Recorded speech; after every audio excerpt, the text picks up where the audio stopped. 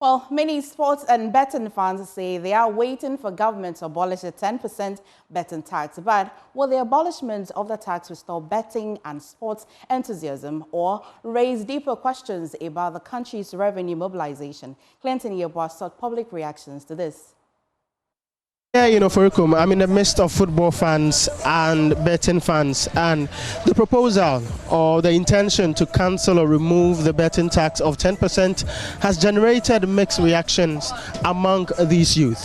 Stana is an ardent bettor. As part of the quest to find daily bread, he resorts to betting, hoping to get double or even triple of his money. The energy to win hundreds, thousands or millions is as high as it syncs with his desire to earn a living to feed his home. But the earnings from the betting is in dispute now, as he is propelled to forfeit 10% of his betting winnings to the government in tax. He shows me a bet receipt for the day, indicating that his wins are diminished and his income is directly affected. The tax on betting should be scrapped now that he has assumed office. That is what we use to generate some income. Jobs are limited. We are currently not taking as much as we used to.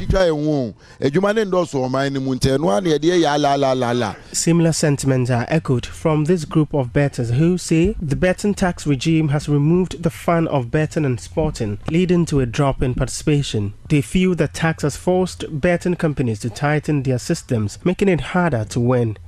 Slips need a because of tax. Individuals should not pay taxes on bets. Because of the tax, I think betting companies have also tightened their strategies, and it's hard for us to win.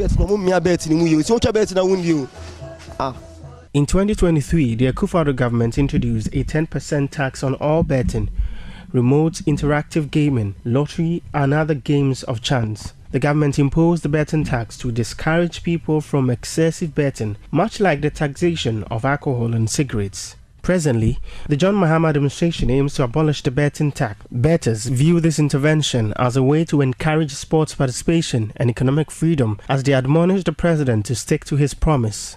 The promise is not fulfilled. We would have to revote.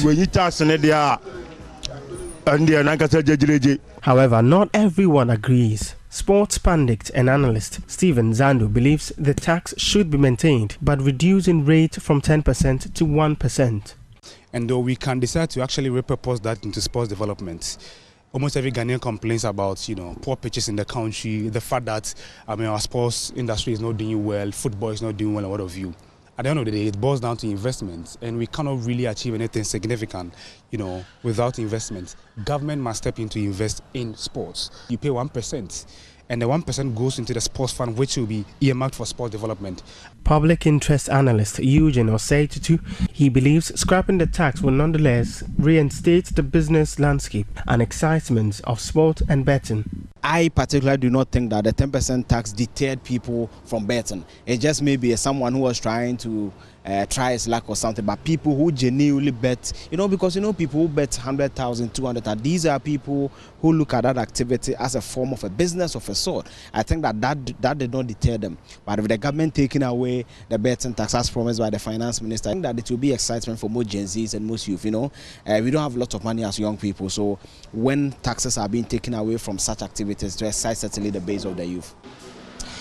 The finance minister designate, Dr. Kaysel Atofosin, has pledged that government in its first budget for 2025 will remove or scrap the betting tax. And that is what the youth are courting their hopes on for now.